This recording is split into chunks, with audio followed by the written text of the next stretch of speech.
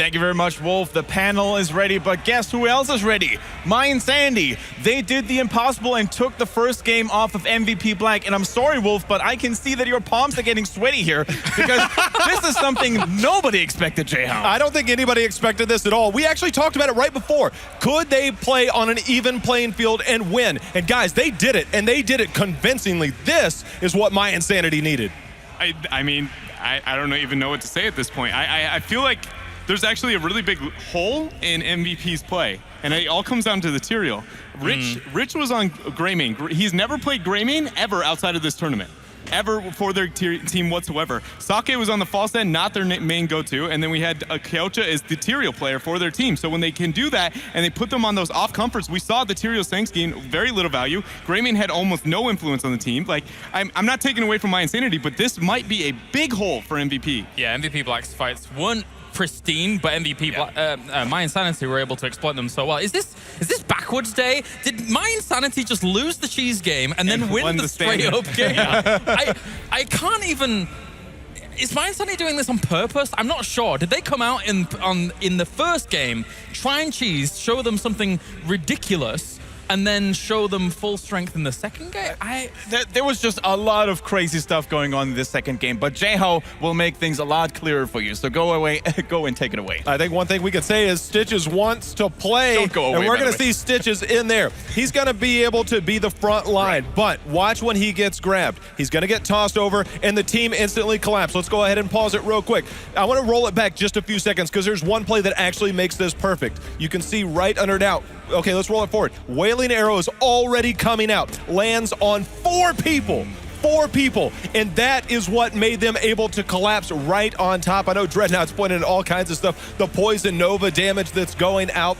You can see just the instant collapse and the flame strikes. Kael'thas again prevailing. I mean, that Wailing Arrow is what won them the start of that fight and allowed them to put the pressure on.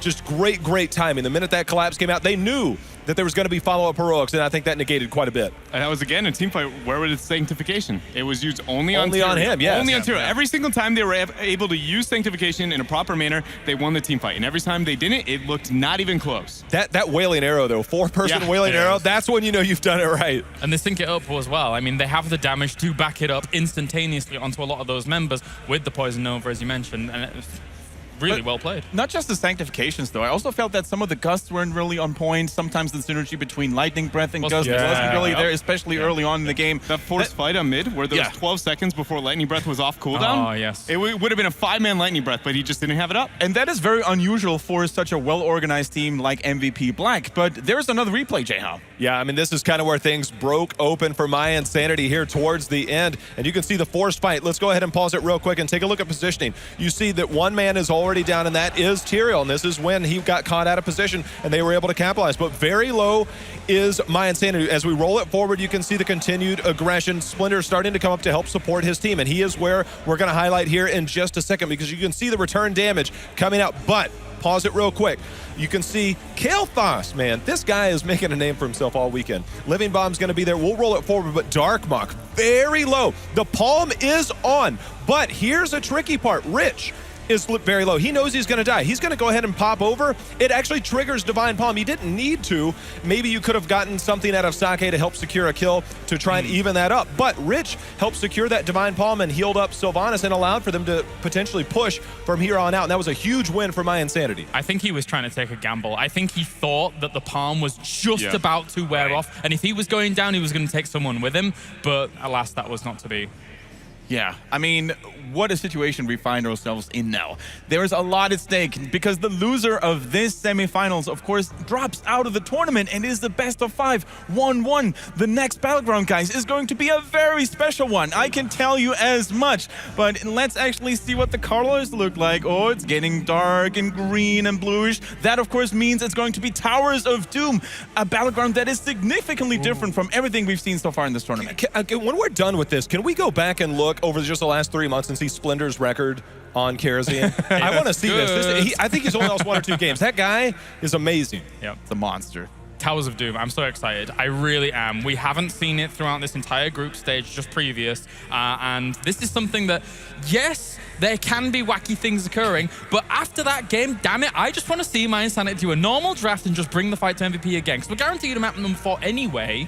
They could do something then. Look, I think we're definitely going to be seeing Falstad either in the ban phase or the pickup phase, that mobility there. Vikings is another potential thing. I mean, that's curious. Falstad, first ban, Illidan. No is this going to be a Viking map? I think Are Korean teams known for playing Vikings on this map, Dread? Not. They barely even play the map. They play Vikings very rarely, and when they do, MVP Black does not look very impressive on them. Right. Whereas mYinsanity, on the other hand, on this map, outside of Garden of Terror, I think Towers of Doom is like the second least played map in Korea. Yeah, it's just, oh man. They just don't care to play it. Half the time MVP picks it, they don't even get to play it. MVP actually selects the map, not a lot, but a decent amount, and they just never even get to it. Oh, we're so good we don't get to the final map in a series. Oh no. It was picked against First E-Star. world problems. Do you think they're letting Illidan through again? And banning the Sonya. I think they're baiting the Illidan, but they don't take it. Right. It's Viking time. The thing is mYinsanity are actually really good with Illidan as well. Dark Mok as a melee assassin is very powerful. So this is an interesting little deviation we're seeing. And having Sonya off the table, which is one of the few counters when it comes to DPS against him, it becomes more appealing. On this map specifically, he is okay, but not great in the sense that there's usually not too much free area to kind of dance on your opponents because the structures are constantly going back and forth. There's definitely a hesitation now because they're now dipping into their pool, but this basically says that they were hoping that MVP Black would be taking Illidan because they would be looking at Kael'thas and possibly somebody else. But now they're having to spend some time thinking about it, guys. Oh, we're back onto NA. First pick an Uberak isn't going to happen. It does. Oh, my. Oh. There it is. Yes. I am the Falstad ban on the other side. I don't know if it's MVP or they just don't.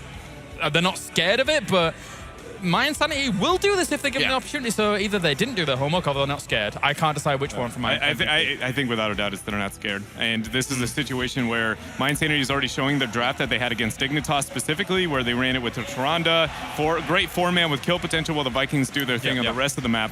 And we'll see if they decide to go into the same route as well when it comes to this game. And similar to Abathur, Falstad, of course, a hero that is very good when it comes to taking down individual Vikings very quickly. Also, by the same token, I want to say that a Nubarak with a Cocoon can actually cause a lot of trouble for MVP Black when it comes to taking those shrines later on. Yeah, it can, because, I mean, there's only a small period of time where you're able to take that fight on the shrine and then Cocoon essentially forcing it where you're going to be 4 versus 5. If they can capitalize on that, that'd be good.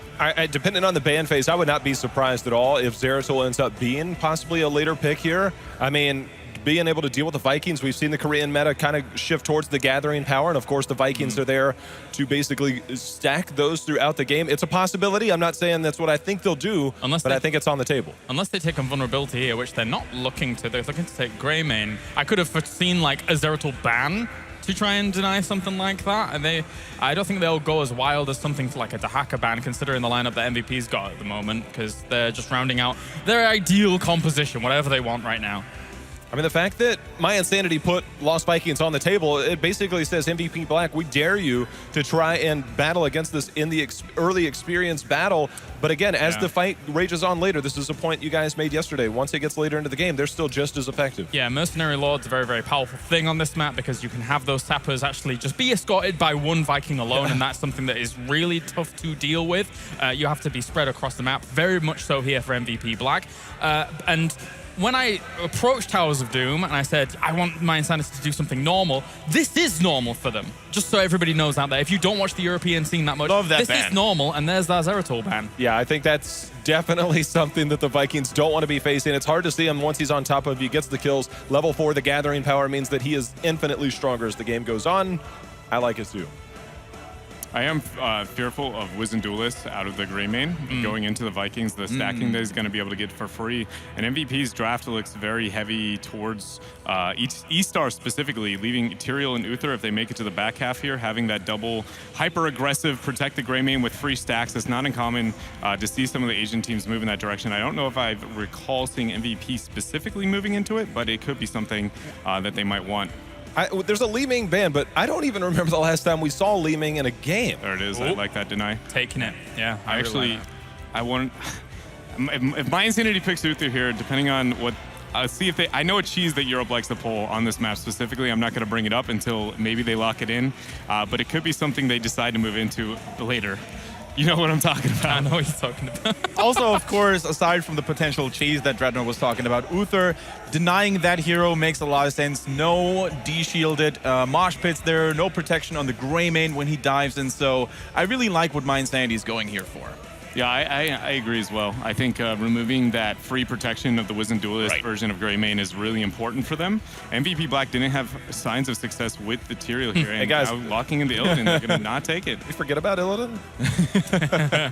I think this is the better place for him in a draft, personally. I was talking to Fred about it yesterday. And when you take Illidan early on, you're giving up a lot to your opponents to try and counter it, and also potential stuns that can come along as well. Him later on in the draft, I think it gives people less of an opportunity to react to it, personally, but that's just me. I'm just curious if mYinsanity needs some type of range, and I think that with a vault there, especially if you can get that double vault going, then you can probably distance yourself a little bit from Illidan, but at the same time, I mean, Illidan can stay on top of basically any hero.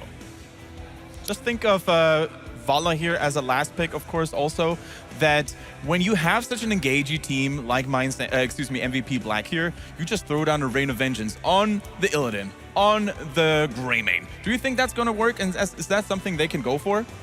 I don't think that it could be something that they move into. I don't think it's reliable, especially into Illidan. He has a lot of tools to be able to dodge that situation here. This draft, at the Vala lock-in, looking good. Makes me scared. It's looking very good, and it is on a map that we haven't seen at all. So there's an extra sort of entertainment value, I would say.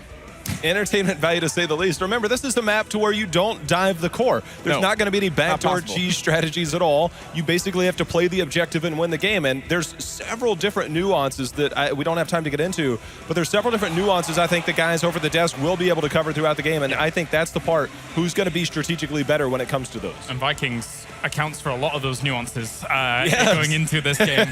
So that's going to be interesting to see how they play out. I was boasting about my predictions before the broadcast, and now I'm 0 for 2, already dread. Rat! I've done really badly already, and I don't know what even to do here. I think without further ado, though, we can slowly but surely get into the prediction mode here as well. I mean, it's going to be so exciting to see what you guys come up with. J-How, is there anything you would say one team did better than the other? Lost Vikings. Right? So you go for mYinsanity? No, because I feel like I might jinx it. MVP. Mr. Dread? MVP. MVP. And Kalaris, last but not least? MVP. All right. Throw my notes away. Cool. I'm going for MVP Black as well, but only because it worked last time, and sending some secret love messages there to my boys from mYinsanity. Hopefully it's going to work. We're not sure, but what we're sure of is, of course, that the casters are ready. Wolf and Kalaris take... Oh, Wolf and Calder, excuse me. Kalaris is right there, right? Hi. Okay. Wolf and Calder, take it away.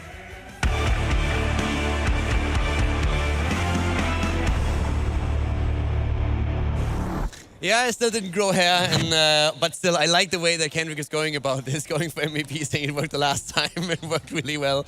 We have definitely an interesting map, and we have also very interesting picks, Wolf. We're kind of excited for this one. Yeah, I am as well. We have on very unique roles, by the way. Let me read these out for you guys. Sign is on ETC. Sake is playing Grey Main.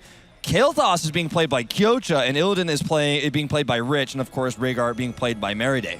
And to the right side, we have now mYinsanity with a bit of momentum going for them in this game with Splendor this time on Uther. We have Hazorobs, the old StarCraft and Warcraft 3 pro on the Lost Vikings, trying to show us that macro.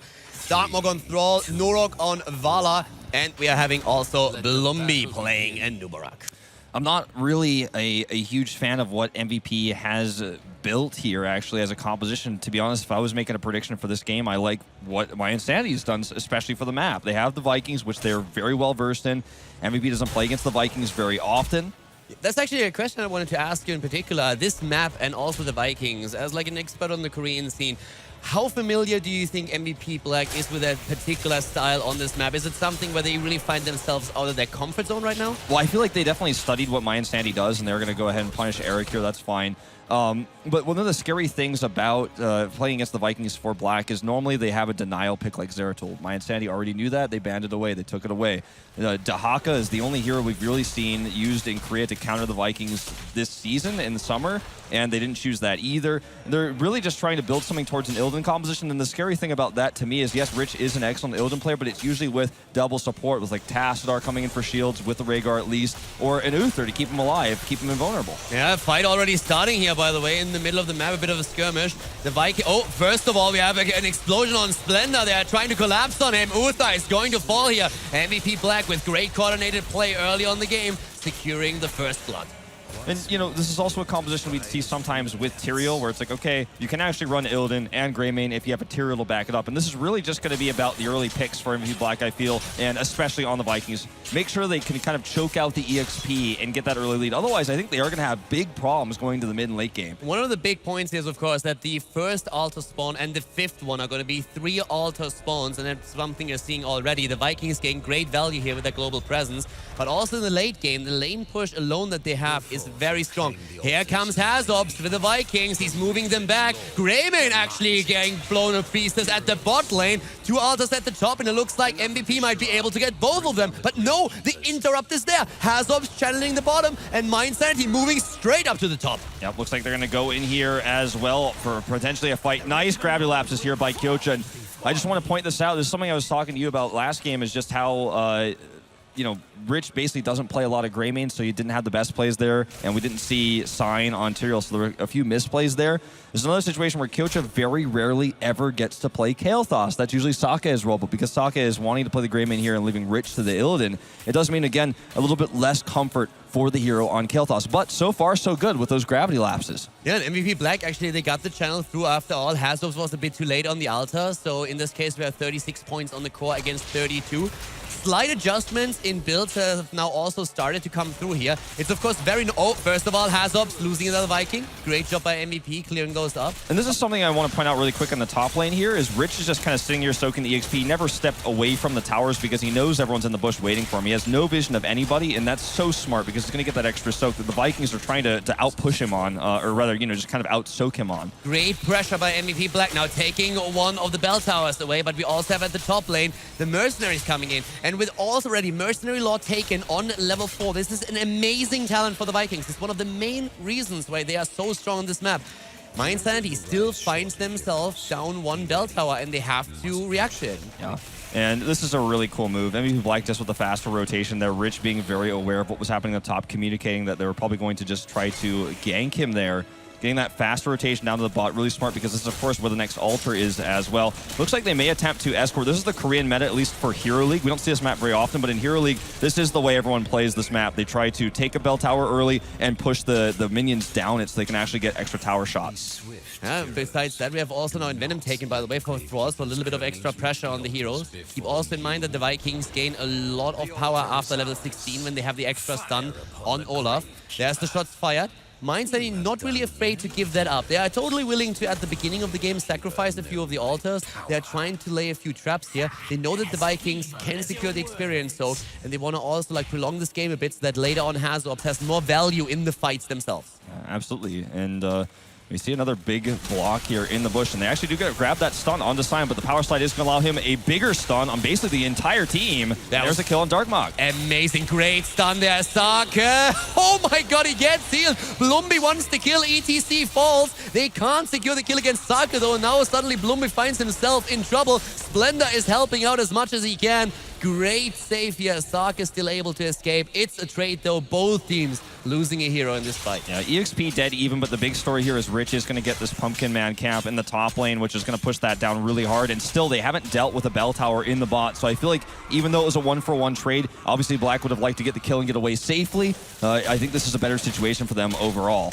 Yeah, of course, with the Vikings now spin to win, another great talent when you get those flanks ready. The one kill that they're going to look for is especially, of course, Kel'Thas.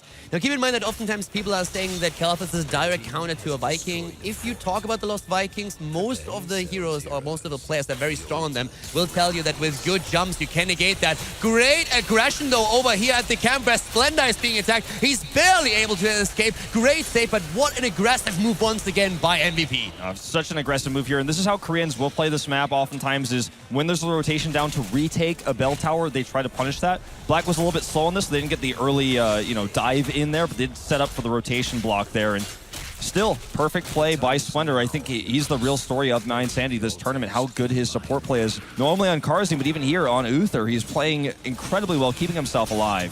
Before too, he played only Rega and Uther, and it really shows he's not that one-trick pony that we oftentimes talk about. He actually knows his support roles. He's exceptionally good there, but another aggressive move on the side of MVP, and they get another bell tower. They are really choking out the damage to the core. I mean, they're just constantly taking every single one of these altars by forcing mYinsanity to be on the defensive. And yes, eventually that is going to work out for mYinsanity because they are getting the better EXP, but they're on a timer in a sense. They only have 19 health left on the core, and they're not going to be able to deny this boss either. Yeah, this is going to be a bit of an issue, 10 versus 10. But as we said before, mYinsanity is willing to give up these early towers with their comp. They're going to look for the late game. But at this point, taking a boss this aggressively, taking such a risk, this is really catering towards the playstyle again, and it puts additional pressure onto mYinsanity, who have now locked down their heroic ability. This is a game of the only health that matters on the core is actually 0, and with the 3 Vikings that they have, the late game is going to be better for them for taking these shrines. It's just a matter of surviving. Already a blow up here onto Kyocha. Nice move. Only that.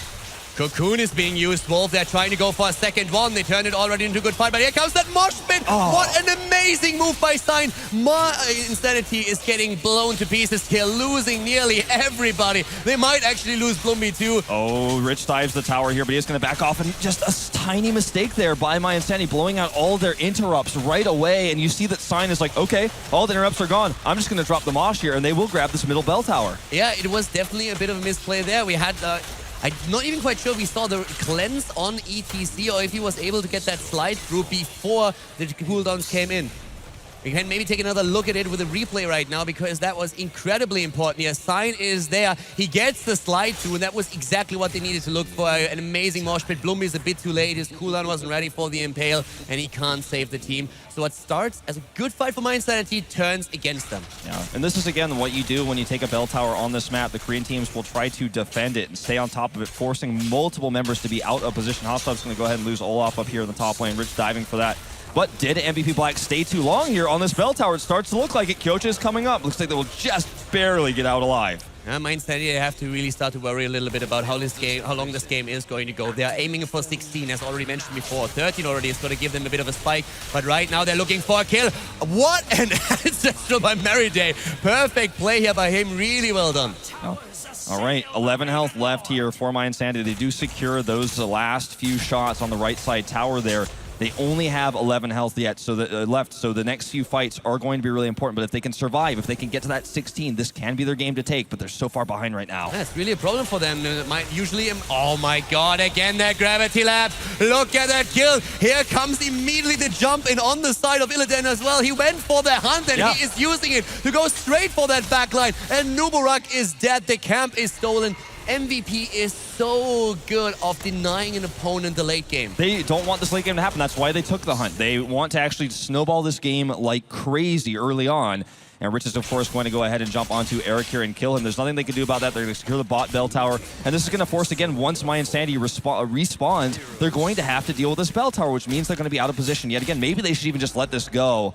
There's another big asset, of course, when you're having the hunt in here, because Illidan now can stay at the top lane longer, soak experience, and jumping to these fights very, very late. This is really something that caters towards the style that they're trying to use here. They're attempting to really make sure that the Vikings are not going to have too much of an impact on the experience game.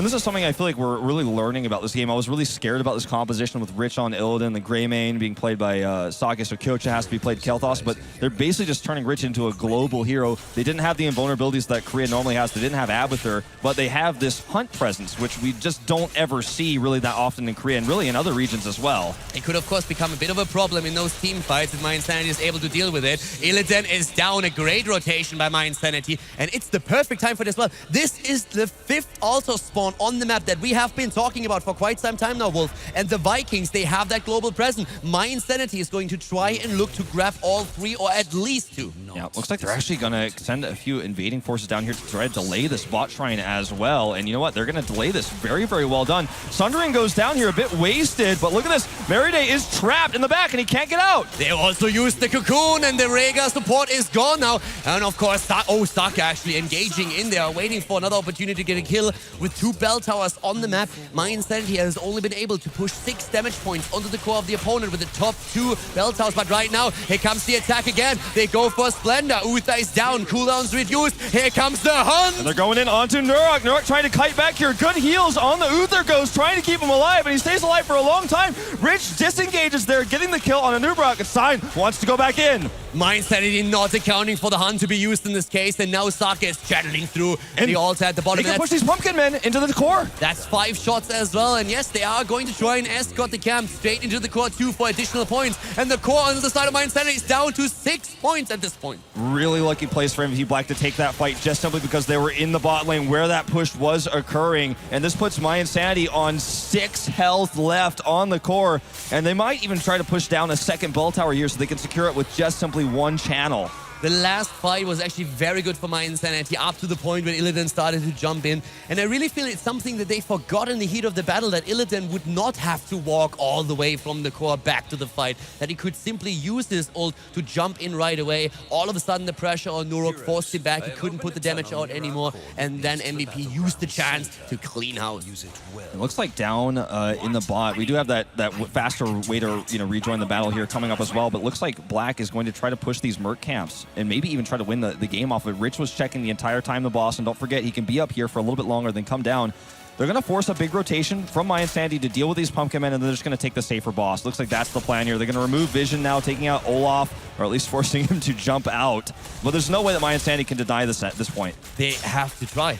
They simply have to try right now. Oh my god, these pumpkin men are getting close too. The bot camp has to be delayed. MVP is playing such a smart game right now. Pressure on all lanes. The boss is taken. They will be down to 2 points on the core. What an amazing game by MVP Black and mYinsanity to finally have their 16. But it looks like it is way too late for them, Wolf. Yeah, it looks like they will be able to stop these Mercs from finishing the game, but this could be MVP Black pushing this camp here to try to end it, because now anything that happens, any channeling, any boss, any pumpkin man coming down the lane ends the game. Luckily for mYinsanity, this is just 1 altar, so they have an easier time of denying it instead of MVP Black being able to split off and commit to 1 just to trade to end the game. This is one of the moves where you really have to take a fight. You have to take a fight, you have to take kills, you have to take that lead, and they are going for it. They're looking for a sign. He waits for the mosh pit. Once again, here comes Blumby. He's starting to engage. He goes deep, but the mosh pit is hitting him. The kill secured against Vala, against the Nubarak, against Thrall, and MVP Black can move to the bot, take the altar, take the game, and take the lead in the best of 5. That is what's going to happen here. Hassan no. trying to channel it, and he does not get it. He fails to, and that will be game as Meriday will just simply right-click on it. He's going to deny 1 more time, but it's just, there's no way for them to stop this. That is game, even stopping the play again for the Vikings. And GG, game number 3, putting MVP Black back into the lead. Really well played here by MVP Black. A fantastic performance on this map. It's extremely difficult on Towers of Doom to play against the Vikings, to play against this composition that mYinsanity was using with Cocoon even for isolation kills, but they made no mistake. Hunt, a beautiful choice here as well.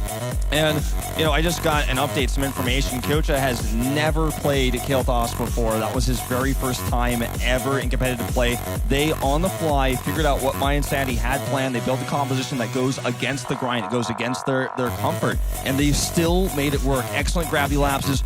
Really great play there. And just the kind of choke out of, yeah, I know you're going to get more EXP, but we're just going to get you down to 0. They kind of rushed all those altar points. They got the bell towers. They were pushing on it, defending them, even escorting those pumpkin men. I really like how they always deny the late game to mYinsanity. 2 compositions as mYinsanity was already looking at where they are aiming for the later stages of the match. It didn't really work out for them, but of course there's a lot of stuff to talk about when we're looking at this game on Towers of Doom, and I'm pretty sure that our analysts are already ready with a couple of replays for us.